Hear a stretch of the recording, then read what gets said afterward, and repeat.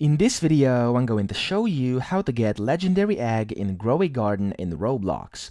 So this is now the part of the new pets update, and you can actually get it by walking up to the pets egg over here. So it says pet egg shop, and this one will actually reset every 30 minutes. Now, of course, one of these eggs has a small chance to become a legendary egg. So right now I only have the common eggs, which are basically the basic ones, but if I talk to the shopkeeper over here and I do show me pet eggs, there we go. Down here it says legendary egg. This is how it looks like. It's basically kind of yellow, orange, reddish. It has a chance to appear in 9% of shops, which basically means you have a 9% chance of getting it whenever this shop will reset. So it will look like this. You were able to see on the image, and you can just go ahead, click E, and then buy it, and you can see which animals you can get in there.